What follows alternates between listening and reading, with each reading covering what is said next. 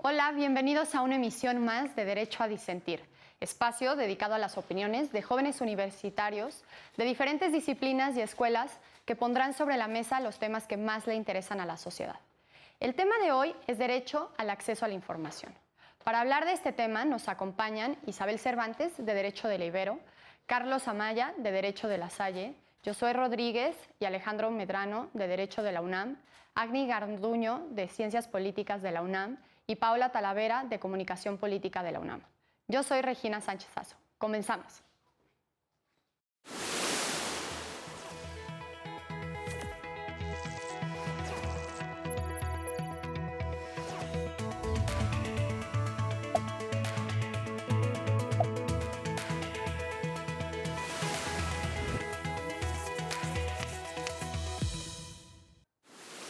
La discusión de hoy tratará sobre el derecho al acceso a la información.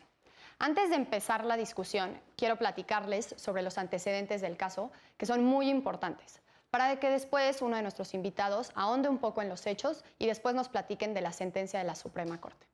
Este caso se remonta al 2013, cuando una fundación solicitó información a la entonces PGR sobre el número de cuerpos pendientes de identificar por la masacre de 72 migrantes en Tamaulipas, así como el número de restos por identificar en las fosas halladas en San Fernando, Tamaulipas y Cadereyta, Nuevo León.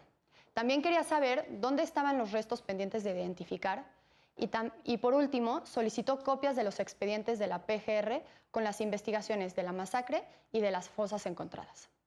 La PGR respondió que parte de la información podía encontrarse en Internet y negó el acceso a los expedientes por tratarse de información reservada. La Fundación interpuso un recurso de revisión ante el IFAI, el cual confirmó la clasificación de información reservada sobre las averiguaciones previas. En contra de esto, la Fundación promovió un juicio de amparo y el juez que conoció del asunto ordenó a la PGR a entregar la versión pública de las averiguaciones previas al considerar que los hechos estaban relacionados con violaciones graves a derechos humanos.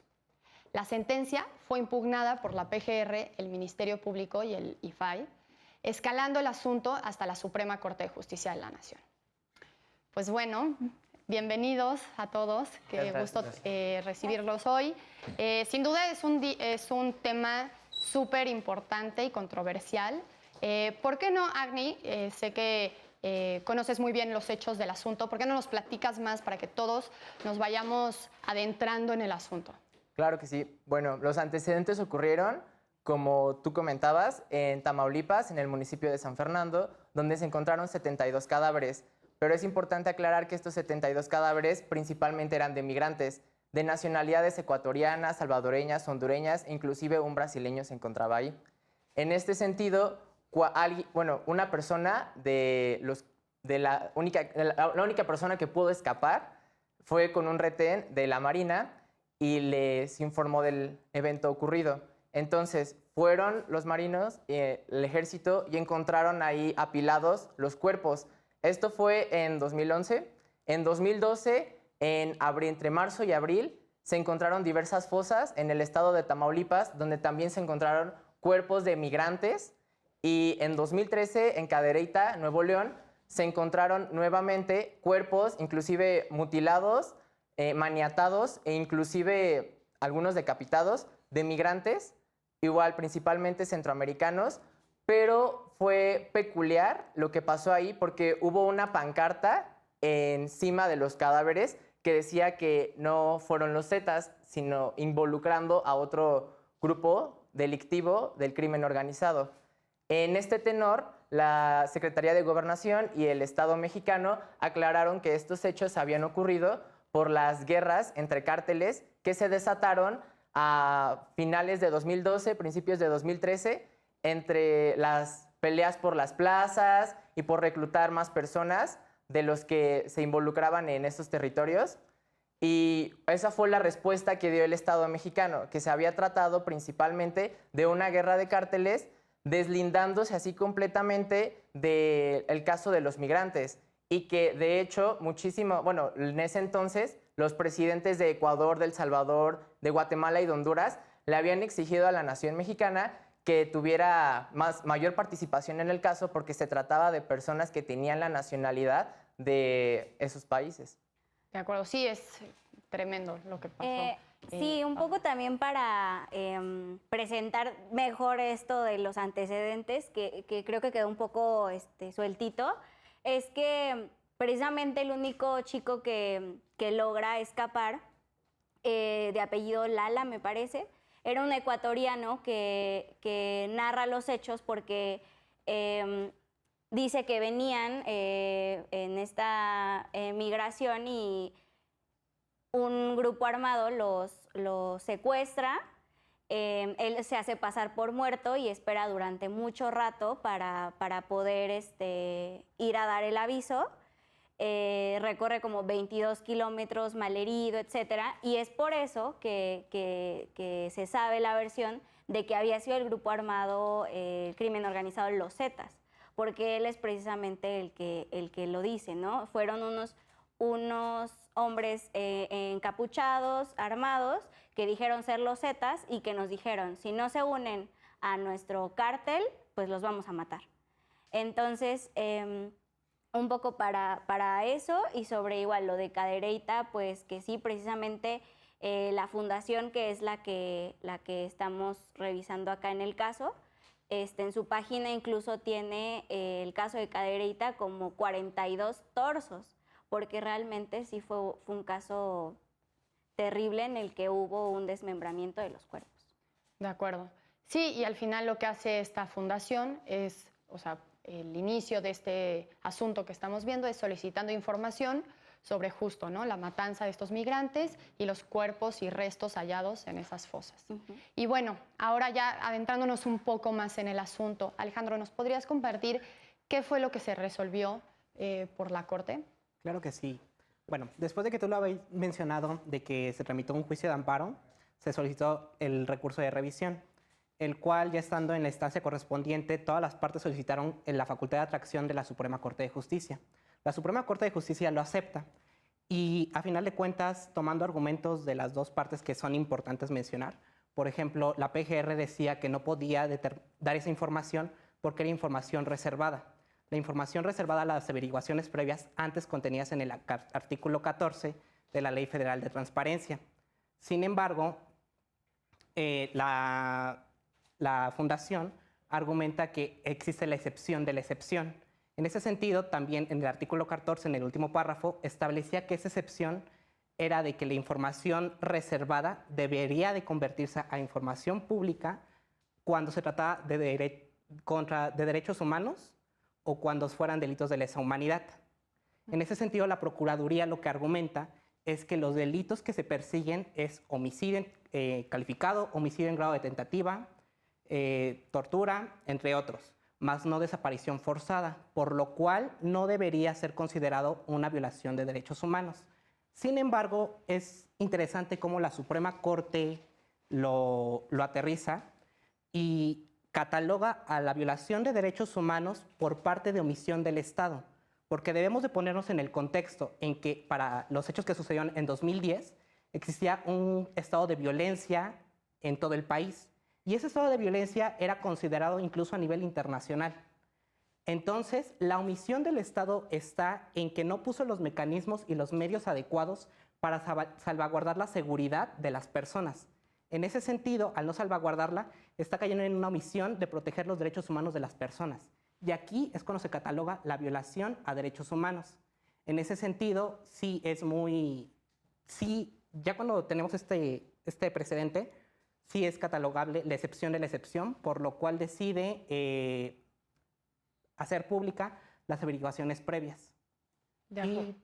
Bueno, sí, por favor. Y bueno, también otro argumento que es importante mencionar es que es a primera vista, la cataloga de si es una violación de derechos humanos o no lo es. Esto a primera vista porque también argumentaba el INAI de que no había una resolución que te dijera fue violación de derechos humanos. Pero como se necesitaba llevar todo el proceso hasta que se dijera fue derechos humanos o fue derechos humanos, por eso es que la sentencia hace mucho hincapié a que debe de ser esta revisión a primera vista.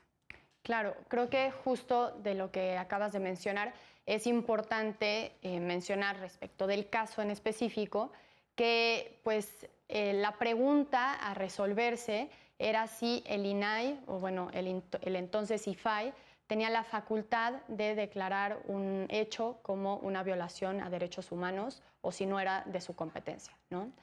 Josué, ¿te gustaría complementar? Sí, igual quería como precisar un poco que precisamente era lo que se está discutiendo, si el IFAI era competente para calificar estos acontecimientos como delitos graves de derechos humanos. Entonces, quisiera precisar un poquito que el juez de distrito hace esta calificativa. Él es el que sí dice que es evidente y lógico que existen violaciones graves de derechos humanos, incluso se basa en relatorías de la ONU, de la Corte Interamericana. Entonces, la PGR es la que dice que se extralimitó a sus facultades o a la litis del amparo y comenta que él no es el que debe de calificar si fueron violaciones violaciones graves o de lesa humanidad. Aquí lo interesante es de que, bueno, la sala comenta que sí el IFAI es competente para dar estas calificativas y no necesita una resolución o no necesita el pronunciamiento de la CNDH para decir que son violaciones graves de derechos humanos. Sobre los efectos, bueno, yo quiero puntualizar un poco que yo no comparto los efectos que dio la sala. La sala da los efectos para que el IFAI, bueno, o INAI, dé una nueva resolución ya facultada o ya con competencia. Entonces, yo creo que el juez de distrito sí actuó bien, no se extralimitó, dado que él sí tiene este control constitucional, control convencional. Entonces, para mí no se necesita un nuevo pronunciamiento, sino se tiene la sentencia que dio el juez tiene que quedarse y no el IFAI dar una nueva resolución donde califique o no las violaciones. Ok. Carlos, ibas a decir O algo. sea, es que a mi pensar difiero del aspecto en materia de amparo que dices, o sea, no, bueno, en aspectos doctrinarios sabemos que existen amparos de medios y de resultados. El amparo que se dictó en este momento, ¿no?, fue de medios, ¿no? Incluso hasta doctrinarios como Bourgois dice que incluso hasta catalogan tal vez el amparo como un recurso, más no una instancia, ¿no? Entonces, a mi pensar, estuvo bien en esa parte cómo se pronunció, ¿no?, el criterio en el cual obligas a quien haga ese saneamiento es al IFAI o INAI, ¿no? Entonces ahí yo difiero un poco de ti, que creo que sí se pronunció bien, ¿no?, la sentencia en la cual él está obligando a que él emita un pronunciamiento el INAI, bueno, el IFAI en ese momento. De acuerdo. Isabel, ¿te gustaría? Yo en parte estoy de acuerdo con lo que comentaba Josué, que no creo que el juez de distrito se haya extralimitado, sin embargo considero atinado que la Corte haya dicho al entonces IFAI que volviera a emitir esa resolución, pues el IFAI es, bueno, ahora INAI, es el órgano encargado de tutelar el derecho de acceso a la información. Entonces también es importante recalcar que si bien puede determinar cuáles son violaciones graves de derechos humanos o no, no es para cualquier cosa, pues eso es facultad de la CNDH, simplemente para efectos de acceso a la información. Y no se lo respetaron a la fundación que solicitó esta información, que igual también la PGR debió haber respondido en un primer momento. En un primer momento también estaba facultada para calificar de violaciones graves o no los hechos sucedidos. Y falló en hacerlo, lo cual a mí esta me pareció un poco cínico, como una masacre de migrantes, un grupo vulnerable históricamente, no va a ser una violación grave a derechos humanos. Y estamos hablando no de un migrante, no de dos, de 72. Entonces, claro que fue una violación grave al derecho humano de acceso a la información. Claro. Si quieres, Agni. Gracias. Y que tiene mucha relación con todos los pactos, tratados y convenios que ha firmado nuestro país, como en la Organización de Estados Americanos o ante la ONU, para promover y salvaguardar los derechos humanos de cualquier persona que esté en nuestro territorio. O sea, este caso no únicamente se limita a lo nacional, sino también tiene repercusiones internacionales, porque tenemos que ver en ese tenor que estamos ante una organización, que estamos involucrados en muchísimos tratados, en muchísimos decretos que vigilan los derechos humanos en México y que el Estado-Nación está obligado a protegerlos y a que estos puedan tener una difusión no solo a nivel nacional, sino también regional y local. Y fue lo que falló muchísimo también en los casos de Tamaulipas y de Nuevo León. Hubo una violación grave a derechos humanos que tuvo repercusiones internacionales por las reacciones de los presidentes de las nacionalidades afectadas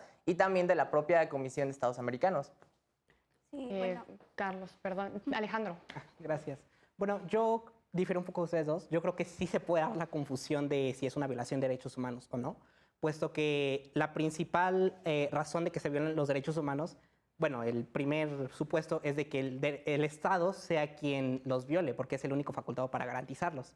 Entonces es un actuar de un Estado. Pero aquí yo lo contextualizo en la época, o sea, hace unos años. Ahorita los derechos humanos han estado en aumento y ya son más visibles, pero esto apenas era como, estábamos como en pañales un poco, entonces no sabíamos contextualizar bien qué eran los derechos humanos.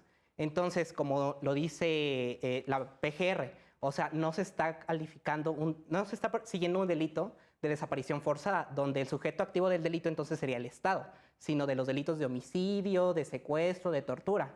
O sea, yo creo que sí pudo haber una confusión, pero gracias a estas sentencias son las que nos ayudan a un poco a abrir la mente en materia de derechos humanos. Ok, Paula. Sí, bueno, yo creo que algo que estamos perdiendo completamente de vista y que también atañe al punto de los derechos humanos es que pasaron años sin que se reconocieran los cadáveres. Y eso también tiene que ver con, pues, la falta de posibilidades que también tiene pues, los peritos mexicanos para hacer esto. Recuerdo también, por ejemplo, este otro caso sobre esos camiones llenos de restos humanos sin identificar. Entonces, el punto acá, más que, insisto, es gravísimo, que fueron secuestrados, que fue de o te unes con nosotros o estás en contra de nosotros, por tanto mueres. Es la tristeza por la cual pasaron las familias de estas 72 personas, que en varias notas que yo leí en internet era de estos familiares decidieron cruzar la frontera huyendo de violencia, buscando mejores oportunidades. ¿Y qué fue lo que ocurrió? Se encontraron con más violencia y con un contexto mexicano en el cual estaban en lucha distintos cárteles, ¿no? Entonces es muy triste esta parte de leer cómo las familias dicen, es que yo se fue tal fecha mi familiar, todavía tuve contacto con ellos, me parece que llegaron a Veracruz y algunos de ellos también se comunicaron con sus familias, hola, estoy bien, estoy en tal parte de México, y de repente la comunicación se corta y a los días sale la noticia. Qué terrible para esas familias, ¿no? O sea, el expatriar los cuerpos y el ni siquiera saber si esa persona que estoy enterrando sí es mi familiar, que es yo creo que también algo que es fundamental en este caso y que es por lo que está peleando en verdad la fundación, porque se reconozcan los cadáveres. De acuerdo, Josué. Sí, bueno, recoger un poco lo que comentaba mi compañero de que sí podía haber una confusión.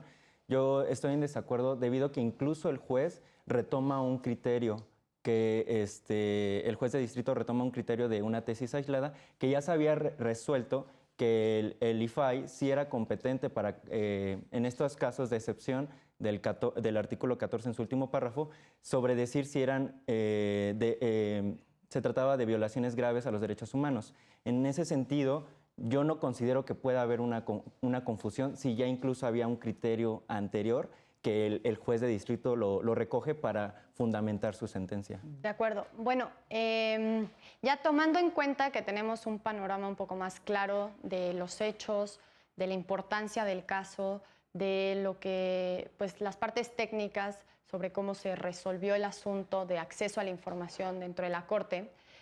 Ahorita que regresemos de esta pequeña pausa, me gustaría que retomáramos un poco el tema de ¿por qué es importante que se abran estos expedientes al escrutinio público, ¿no? En unos minutos más estamos de vuelta aquí en Derecho a Disentir. Estamos de vuelta en Derecho a Disentir y pues estamos hablando del derecho al acceso a la información, de manera específica de la masacre que se conoce en Tamaulipas y bueno, también de los restos que se encontraron en fosas en Tamaulipas como en Nuevo León. Y bueno, antes de la pausa planteé esta pregunta sobre por qué es importante que nosotros como público, como ciudadanos, conozcamos el contenido de los expedientes de este tipo de casos, ¿no? Isabel. Es importante que sean abiertas estas investigaciones porque es una forma de someter al gobierno a un escrutinio público. Es una forma de ejercer nuestra, ¿cómo decirlo?, nuestra facultad de estar vigilando constantemente las actuaciones del Estado, porque al final del día estos hechos son algo que afectan directamente a la sociedad. No es solamente un hecho aislado que afecta a ciertas personas, es algo que ofende a la sociedad, o sea, mueve el orden público y es nuestro derecho como ciudadanos exigirle respuestas a nuestro gobierno.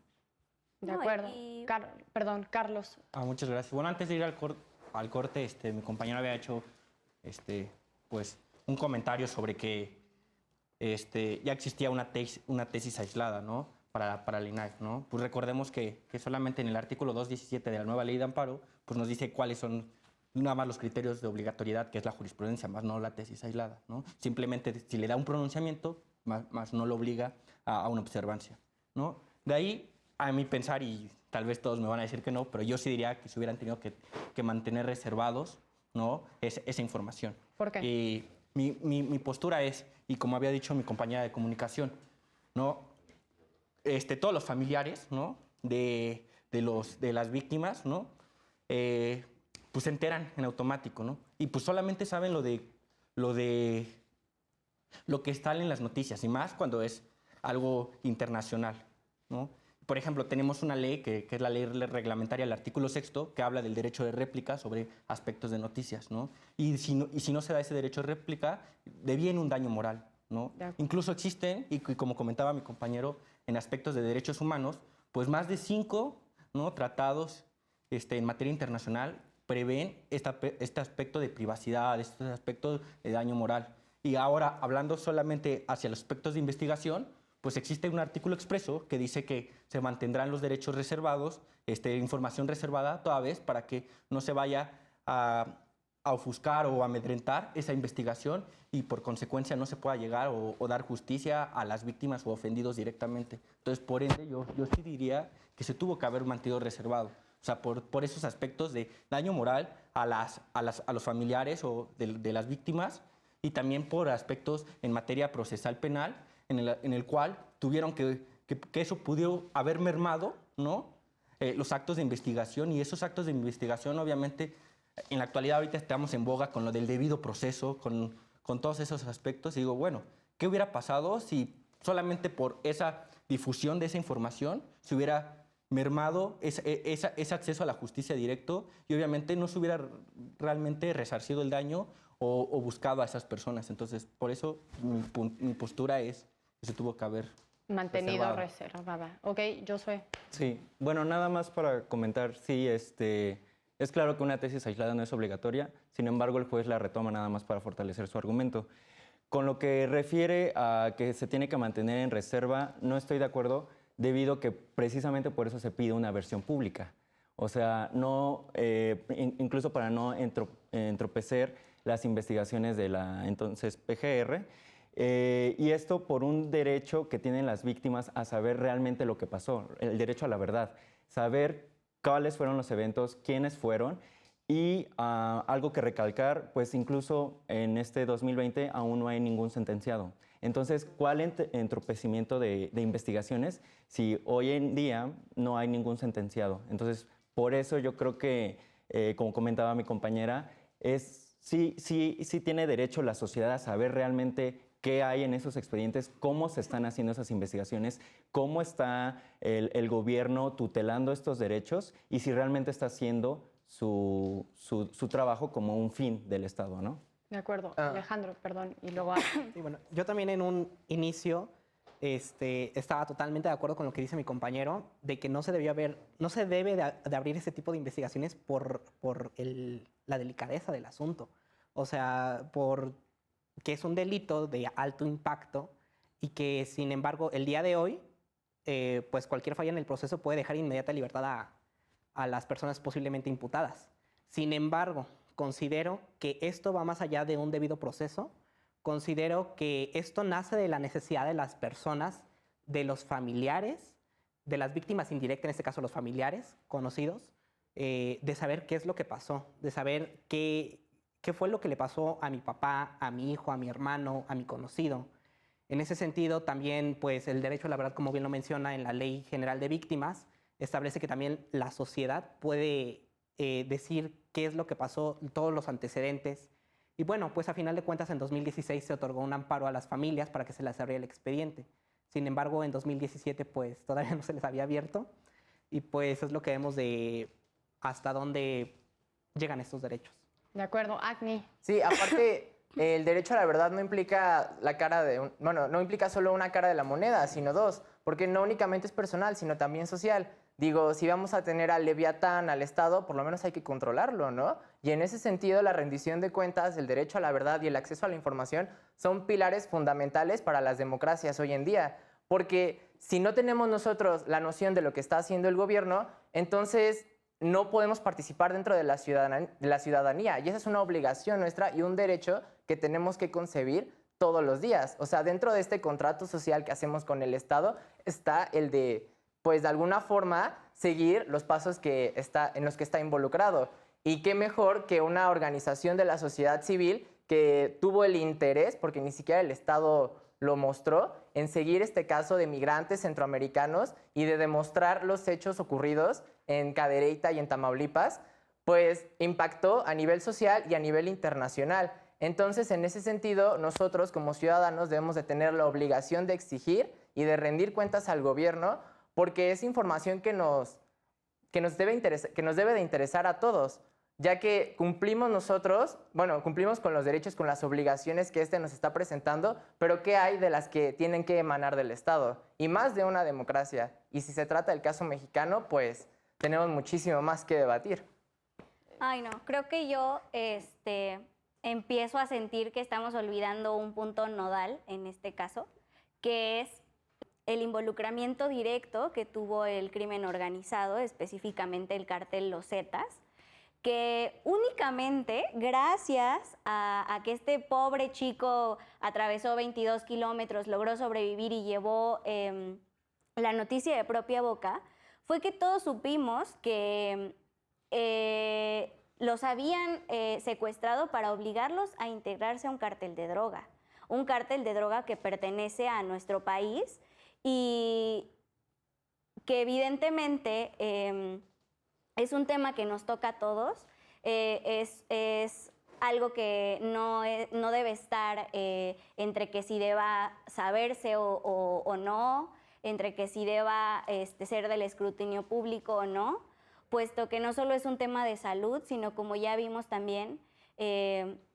desembocó en una masacre terrible en la que estos grupos delictivos se toman a la ligera la vida de muchas personas tan solo para mandar mensajes, porque esa fue la verdad, lo que se sabe hasta ahora, detrás de ese terrible acto que cometieron, pues que en esta eterna disputa por territorios y por demostrar quién tiene el poder a partir de este fraccionamiento que se dio en los cárteles en el sexenio de Felipe Calderón, pues voy a no solo a colgar estas narcomantas, sino también voy a asesinar a 72 personas y las voy a dejar ahí porque puedo hacerlo. Y en ese sentido, pues por eso vuelvo a hacer hincapié en esta parte del caso, porque pues son estos grupos delictivos los que deben importar hablar en la esfera pública y retomar no solo por qué lo hicieron, sino hasta qué punto el Estado está involucrado y cómo está este juego entre gobierno y cárteles. Isabel. Yo creo, bueno, ahora que estabas diciendo el por qué puedo, me gustaría retomar lo que estaba comentando Alejandro hace rato sobre el actuar de la autoridad en este caso. Tú mencionabas que tal vez pudo haber surgido una confusión debido al sujeto que cometió la masacre, porque sí se entiende que una violación grave a derechos humanos es cometida por el Estado, pero también puede ser cometida con tolerancia del Estado. En este caso fue con tolerancia del Estado, porque pueden, porque a la fecha no hay sentenciados, porque sabían que no los iban a sentenciar. Y aquí quiero empezar a hablar un poco de cómo es que la PGR y el IFAI actuaron al respecto. A mí me parece que la PGR se quiso deslindar, quiso reservar esta información y a su vez el IFAI vulneró un derecho básico para, bueno, además de evidentemente el acceso a la información, el principio de legalidad, porque lo único que hizo al contestar este recurso de revisión que se promovió en contra de la contestación a la solicitud de información a la PGR fue que no estaba facultado para determinar si eran violaciones graves o no, cuando sí lo está debido al artículo 14 de la Ley Federal de Acceso a la Información, no, de Transparencia y Acceso a la Información. Entonces, por supuesto que ahí no se actuó conforme a derecho, no se respetaron las disposiciones normativas y además a la fecha sigue sin haber una resolución concreta de esta situación. Entonces, yo creo que sí fue muy acertado pedir que la Corte le pidiera al IFAI que volviera a emitir esta resolución, porque si bien el juez de distrito yo no creo que se haya extralimitado, más bien yo estoy bastante de acuerdo con la resolución del juez de distrito. Sin embargo, es importante que el IFAI, ahora INAI, sea nuestro órgano que nos proteja, que nos ayude a conseguir la información, porque de por sí la PGR estaba obligada, pero muchas veces van a reservar información. Para esto existe el INAI. Entonces, Sí, creo que justo es muy interesante lo que llevamos de la discusión, porque creo que Paola y Agni nos recuerdan como que debemos de humanizar lo que está pasando en los casos que se resuelven en la Suprema Corte y la importancia y trascendencia que tienen. Y al final, pues sí, nos podemos quedar en los tecnicismos a veces, pero no debemos de perder de vista el por qué surgieron estos casos y cómo el gobierno y las instituciones están respondiendo a esta falta de seguridad, ¿no? Y bueno, nada más quería resaltar eso. Josué, vi que levantaste la mano. Sí, bueno, nada más era para agregar que ya está documentado incluso que sí hubo participación del Estado a nivel estatal, en el sentido de que participaron o hubo en un primer momento policías que se les detuvo por aparentemente haber participado en esta masacre o mínimo en el secuestro de los migrantes. Entonces, ya está exhibido que sí participaron entes del Estado. En ese sentido, pues los 3 órdenes de gobierno tienen que responder cómo va este asunto y qué ha hecho para atrapar a los responsables. Carlos. Pues yo sigo difiriendo, perdón, pero por ejemplo, estamos hablando sobre derechos humanos, ¿no? Y vengo en el aspecto de que pues, existen 3 tipos de interés, ¿no? Interés jurídico, legítimo y simple, ¿no? Y estamos ponderando el interés legítimo de la sociedad para conocer, pero no estamos ponderando el interés jurídico, ¿no? de los realmente ofendidos que son, tanto puede ser el otro país, ¿no? Sobre tratados internacionales, puede ser también, obviamente, todos los familiares de las víctimas, ¿no? Y también creo que para que sea un aspecto de derechos humanos y lesa humanidad, pues no tenemos que dejar de lado lo que nos dice el Estatuto de Roma, ¿no? En materia penal, ¿no? Ahí nos define qué es derechos humanos y qué es lesa humanidad. ¿no? Y para que entre o para que se encuadre que sea una lesa humanidad, existe un crimen específico en lesa humanidad que se llama crimen de apreu, ¿no? Y ahí dice que si bien se tiene que focalizar a un grupo, y aquí está focalizado hacia unos migrantes, también tiene que existir una opresión y una discriminación para que se contemple como crimen de derechos humanos y de lesa humanidad. Entonces, a mi pensar, no se actualiza ese supuesto. No existe una opresión directa o comprobable del Estado y una discriminación directa para cual se hubiera catalogado así. Y a mi pensar, sigo creyendo que realmente la Procuraduría, pues en ese momento, ¿no? Hizo bien su trabajo. O sea, yo seguiría defendiendo eso. Ok, Paola. Yo, volviendo un poco también a algo que había planteado Isabel, pues precisamente por qué es que surge este caso a partir de pedir información a través de una fundación. Pues precisamente porque es un grupo muy desprotegido. Son personas que venían buscando mejores oportunidades de vida, que venían desde otros países donde quizá las oportunidades de empleo y entre muchas otras cosas, la calidad de vida parecía ser la mejor idea, cruzar México y llegar a la frontera con Estados Unidos.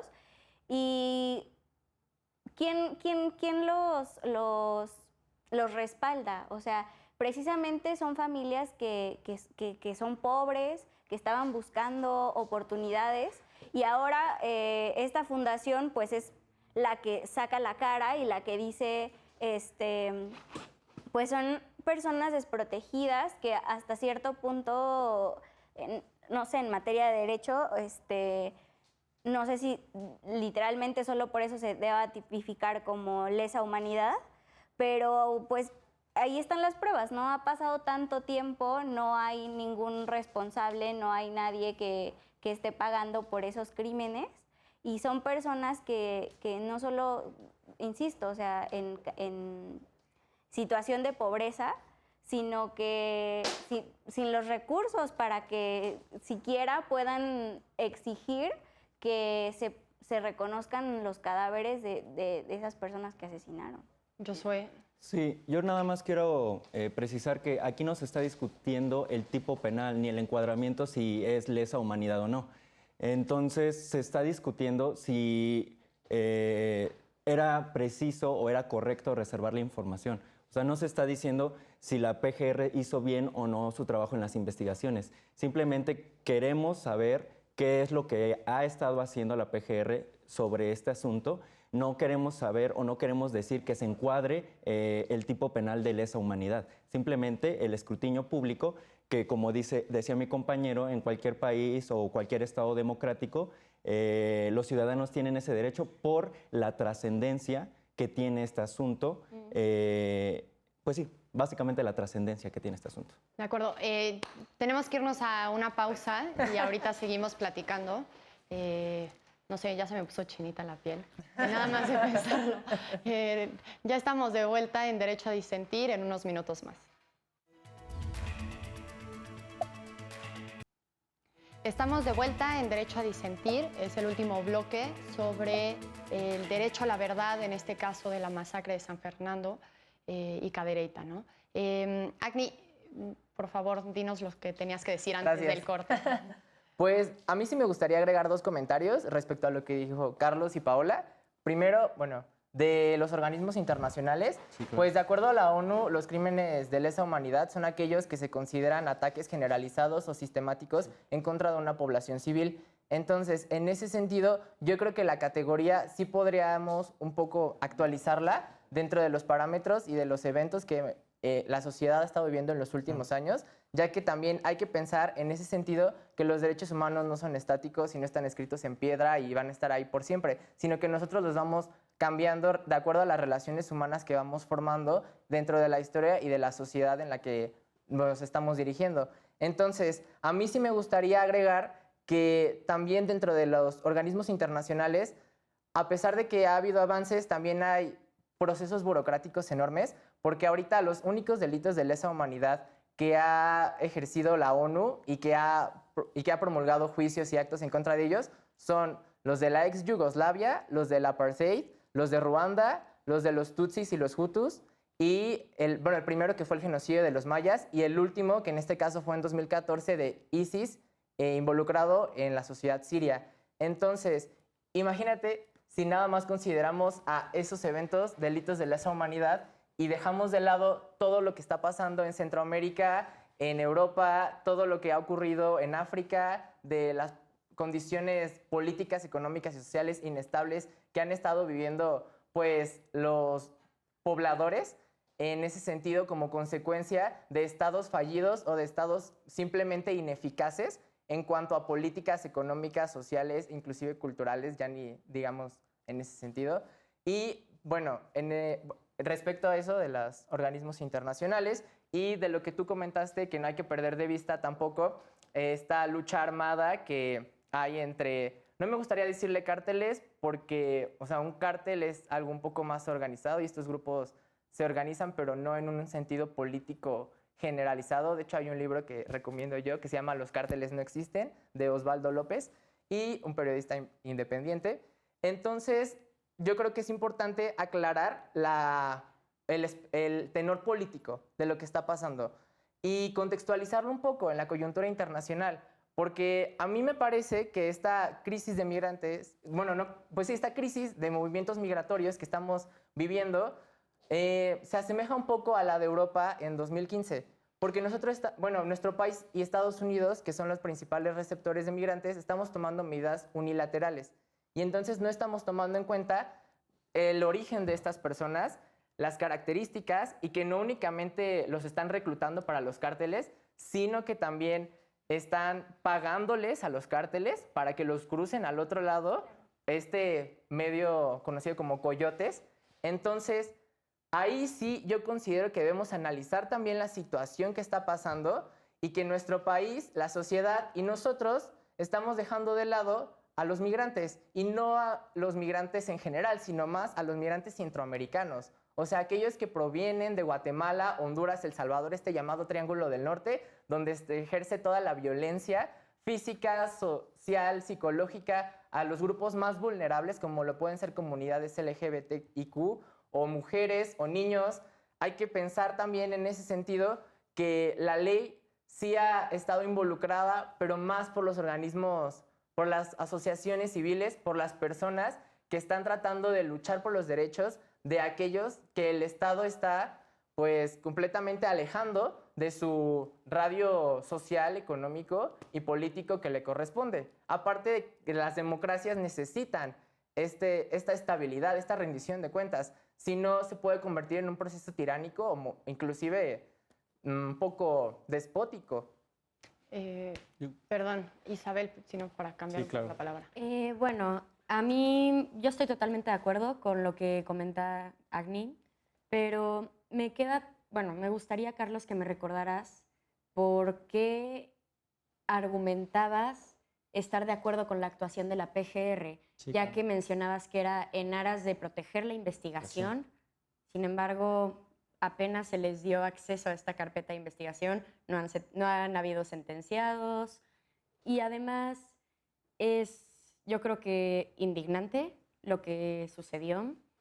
Es tristísimo en el contexto político que nosotros somos los primeros en quejarnos de los tratos degradantes que reciben los migrantes mexicanos en la frontera norte, cuando a los migrantes centroamericanos les damos un trato igual de inhumano, si no es peor. Entonces, yo creo que la PGR tenía la responsabilidad de contestar la solicitud que hacía la fundación, ya que la hacía en el sentido, no estaba pidiendo datos que pusieran en peligro a las víctimas secundarias, no estaba pidiendo información explícita, estaba pidiendo nada más cuántos y dónde. Bueno, muchas gracias, Isabel. Bueno, retomando lo de Agni, bueno, o sea, primero este es un tema fascinante, ¿no? Y hay muchísimo de dónde sacar, ¿no? O sea, unas declaraciones dicen algo, un tratado dice otra cosa, ¿no? Pero, por ejemplo, en contraposición a lo tuyo y defendiendo otra vez mi postura, Claro. ¿no? existen protocolos facultativos que te dicen cómo proceder en estos casos, ¿no? Incluso la Corte de Costa Rica en estos casos emitió un criterio que dice que en materia de categorías sospechosas que entran los migrantes, ¿no?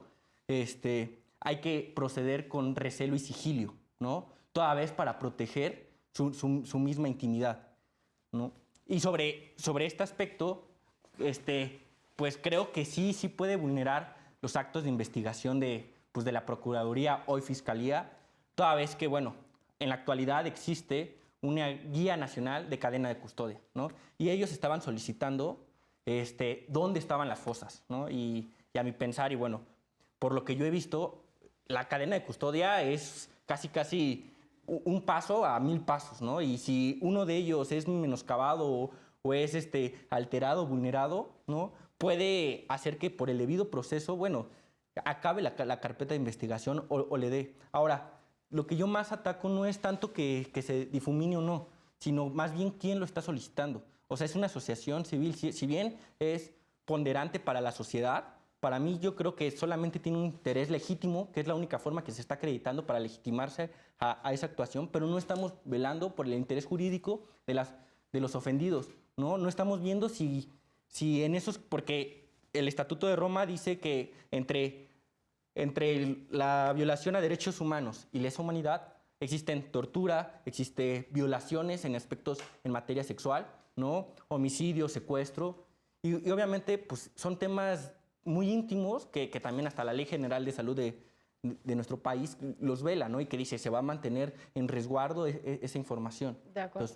Entonces, Bueno, ya estamos en el último bloque, entonces, si les parece bien, Alejandro, si quieres compartirnos lo que estabas pensando ahorita que Carlos estaba haciendo su intervención y rápidamente decirnos tus conclusiones y luego ya cada quien, si podemos pasar a que cada uno brevemente diga pues qué opina sobre la discusión.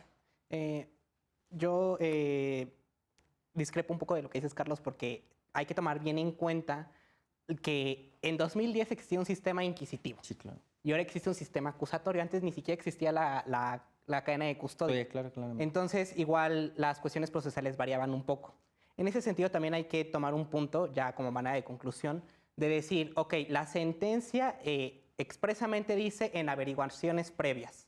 Y el día de hoy, 2020, ya no hay averiguaciones previas porque era una etapa procesal que su objeto era la presunción de un delito y cuando existía había una prisión preventiva. Ahora ya no hay ni presunción de delito ni prisión preventiva oficiosa, o sea, hay medidas cautelares. En ese sentido, yo creo que la interpretación de esta sentencia no tiene que verse tanto en el sistema penal, sino en los derechos humanos de transparencia y acceso a la información que se le está brindando en los diferentes tipos de investigaciones que podría haber ahora en el sistema. Yo creo que es como un tipo análogo, porque a final de cuentas es derecho de transparencia, no es derecho penal. Y bueno, básicamente son reprobables los hechos que se cometieron en el norte del país. Yo creo que sí afectan a los derechos humanos y creo que la sentencia de la Suprema Corte de Justicia es la correcta. Y la verdad es una brecha que nos va a ayudar a ver más allá el día de hoy en materia de transparencia. Paola, tus conclusiones. Yo insisto en la vulnerabilidad de este grupo y bueno, en la pertinencia total de esta fundación para apoyarlos y sobre todo lo básico, o sea, para pedir que se esclarezcan ciertos puntos, ser empáticos con todo este tipo de noticias que yo a lo que lo sentí muchísimo, fueron este tipo de titulares o encabezados en los que el gobierno simplemente declaraba que si habían encontrado tales fosas y descubrieron que pues eran centroamericanos, que eran migrantes, bueno, pues seguro estaban ligados al narco y pues por eso les pasó eso. Es por eso la importancia de casos como este, ¿no? O sea, ese lavarse las manos del gobierno de no tener las medidas pertinentes para no solo prevenir este tipo de actos delictivos, sino después para no resolver y ni siquiera tener la facultad y la posibilidad de identificar los cuerpos. Entonces, pues eso yo no soy abogada, pero creo, como decía Agni, que delitos de lesa humanidad hay en demasía, no solo estos que ya han sido reconocidos, sino precisamente cómo radica en la vulnerabilidad de estos grupos que cruzan tantos países para llegar a un sueño y simplemente les arrebatan la vida, y que creo que en el sentido que hablaba Carlos pues de tortura y de otro tipo de actos, pues se ve con el caso de Cadereyta, ¿no? O sea, y con el mismo de San Fernando, o sea, los cuerpos fueron encontrados calcinados, no solo se les dio el tiro de gracia, sino también fueron torturados previo a que murieran. Entonces, yo sí creo que esto debe ser puesto al escrutinio público, puesto que es algo que nos compete a todos. Esta sociedad que cada vez está desbaratando en nuestras manos, y que, como decía la compañera, o sea, es también un punto en el que como sociedad debemos estar dispuestos a exigir que se transparente la verdad, y que exactamente la Fundación no estaba pidiendo nombres, sino cuerpos, y cuántos faltaban por reconocerse y dónde los habían encontrado. De acuerdo. Agni, brevemente, para concluir sobre el acceso a la información en este tipo de asuntos, ¿cuáles son tus conclusiones? Bueno, para concluir, me gustaría puntualizar 3 cosas. La primera emana del comentario de Carlos, que era relacionado a los organismos internacionales. Yo creo que sí hay, bueno, existe, nuestro país forma parte, pero también creo que hay que poner en duda la relación internacional que existe entre los países que están involucrados, si es de una forma unilateral, bilateral o multilateral. Las primeras 2, pues nada más afectan a las primeras 2 partes, pero la tercera ya involucra más actores dentro del proceso. Y segundo, sí me gustaría enfatizar esta rendición de cuentas y este derecho a la verdad, que es sumamente importante para todas las sociedades y más para la nuestra, con tantos homicidios, con tantos casos de corrupción en donde están involucrados el gobierno y grupos criminales. Creo que sí debemos obligar al gobierno, al Estado, a que rinda cuentas para que nosotros podamos ejercer de esta forma nuestra ciudadanía, y nuestros derechos y obligaciones no se vean menoscabados por el poder fáctico del Estado. Y por último, sí me gustaría cerrar con un mensaje de tolerancia, y más a toda la ciudadanía y a los jóvenes principalmente, porque estamos hablando de un caso de migrantes que son vulnerados y que están vulnerables a las situaciones en nuestro país. Pero me gustaría recordar cuáles fueron las reacciones de algunos en redes sociales cuando hubo una oleada de migrantes en octubre hace 2 años, en 2018. Muchos contestaron con mensajes discriminatorios, inclusive podríamos catalogarlos como xenófobos. Entonces yo diría aguas, porque donde empieza ahí el odio, puede surgir partidos de ultraderecha que se alimenten de ese sentimiento y que exclusivamente empiezan a crear otro concepto de Estado-Nación muy diferente al que vivimos con los adelantos de las revoluciones en el siglo XIX. Gracias. Gracias. Carlos, por último, brevemente. Sí, claramente, perdón. Tus conclusiones. Es que comparto con ustedes que tiene que tener derecho a la información, pero yo sigo recalcando quién tiene que tener derecho a la información. Los ofendidos, que sería el interés jurídico que tienen que acreditar, o una asociación, que sería un interés legítimo para la sociedad. O sea, a mí es lo que más digo. O sea, si bien no estoy negando que toda la sociedad, pero primero, pues, a mi pensar, existe una supremacía sobre qué interés va a tener, ¿no? Y como les digo, o sea, existe un interés jurídico para los ofendidos, y tal vez los ofendidos dicen, no, pues que se mantenga en recelo y en resguardo esa información. ¿Por qué? Porque me afecta mi intimidad, porque me afecta mi honra, mi privacidad, ¿no? Y pues sería todo lo que yo estaría diciendo. Muchas gracias. Yo soy.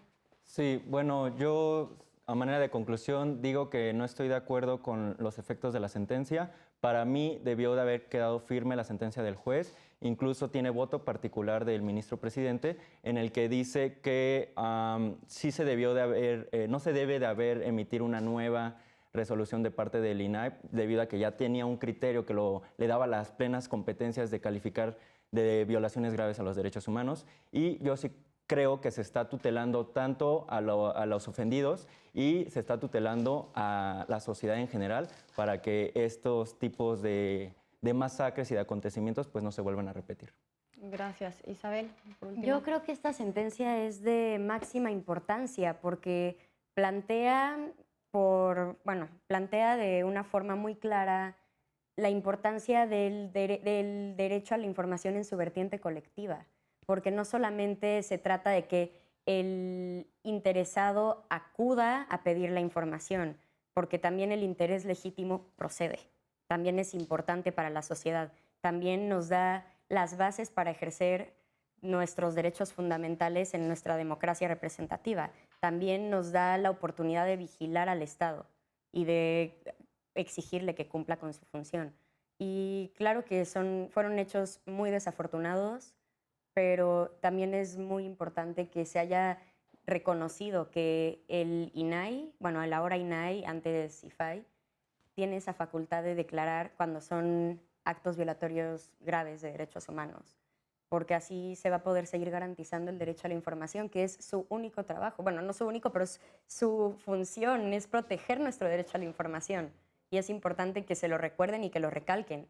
Y que en este caso los derechos humanos nos recuerdan otra vez que no son absolutos. Si bien la Procuraduría tiene derecho a reservar su información por todas las razones que guste, también el derecho de acceso a la información en este caso se ponderó y fue más relevante para la sociedad que el otro.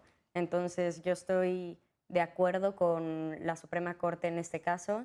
También tengo mis diferencias en pequeños tecnicismos como Josué, pero al final del día me parece una muy buena resolución.